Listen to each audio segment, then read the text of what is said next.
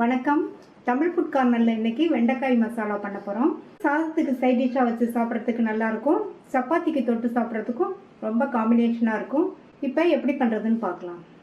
இந்த பேனில் 2 table spoon எண்ணெய் சூடாயிடுச்சு. 200 கிராம் வெண்டைக்காயை நல்லா வாஷ் பண்ணிவிட்டு தொடச்சிட்டு இந்த மாதிரி சைஸ் துண்டுகளாக கட் பண்ணி வச்சுருக்கேன். அதை இதில் சேர்த்துட்டு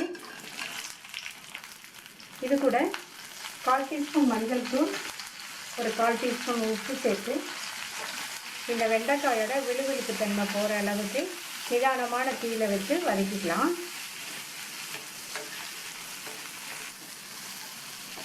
மூணு 4 நிமிஷமாக வதக்கி வெண்டைக்காயில் உள்ள விழுவிழுப்பு தன்மை எல்லாம் போய் வெண்டைக்காயும் ஓரளவுக்கு வதங்கிடுச்சு.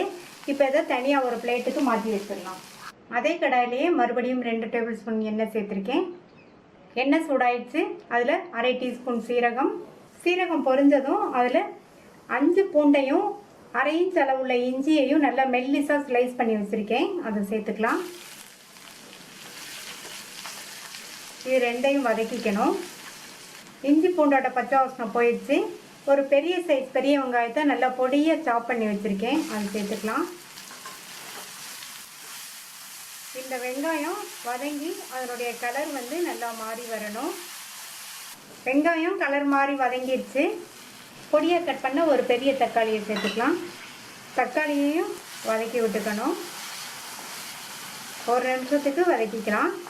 இது கூட 1 டேபிள் ஸ்பூன் தனி மிளகாத்தூள், 2 டீஸ்பூன் கொத்தமல்லி தூள், 1/4 டீஸ்பூன் மஞ்சள் தூள், வெண்டைக்காய் வதக்கும் போது உப்பு சேர்த்தோம். இப்போ இந்த டிஷ்ஷுக்கு தேவையான அளவு உப்பு 3/4 டீஸ்பூன் உப்பு சேர்த்துருக்கேன். மசாலா தூள்லாம் சேர்த்ததுக்கப்புறமா இதனுடைய பச்சை வாசனை போக 1 நிமிஷத்துக்கு வதக்கி விட்டுக்கலாம். அடுத்து இது கூட 1/2 கப் தண்ணி சேர்த்து நல்லா ஒரு தடவை மிக்ஸ் பண்ணி விட்டுட்டு மூடி வச்சிடலாம்.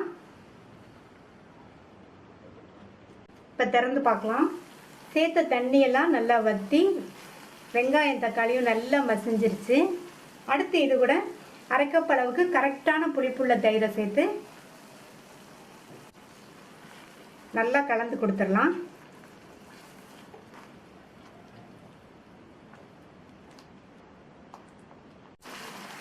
தயிர் நல்ல மசாலாவோட சேர்ந்து மிக்ஸ் ஆயிடுச்சு. இப்போ இதில் கொஞ்சமாக தண்ணி சேர்த்துக்கலாம். 1/4 கப் தண்ணி சேர்த்துருக்கேன். நல்லா ஒரு தடவை மிக்ஸ் பண்ணி விட்டுட்டு வதக்கி வச்ச வெண்டைக்காய் இதில் சேர்த்துடலாம். நல்லா ஒரு தடவை கலந்து விட்டுட்டு மூடி வச்சிடலாம். இப்போ 3 நிமிஷம் ஆச்சு. வெண்டைக்காய் மசாலாவோடு சேர்ந்து நல்லா வெந்துருச்சு. நம்ம மசாலாவும் நல்லா திக்காயிடுச்சு. இதில் கொஞ்சமாக கொத்தமல்லி இலை சேர்த்துடலாம். ஒரு தடவை மிக்ஸ் பண்ணி விட்டுட்டு ஸ்டவ் ஆஃப் பண்ணிடலாம். சுவையான வெண்டைக்காய் மசாலா சூப்பராக ரெடி ஆயிடுச்சு. இந்த டேஸ்டான வெண்டைக்காய் மசாலாவை ட்ரை பண்ணி பார்த்துட்டு உங்கள் கமெண்ட்ஸை சொல்லுங்கள். தேங்க்யூ.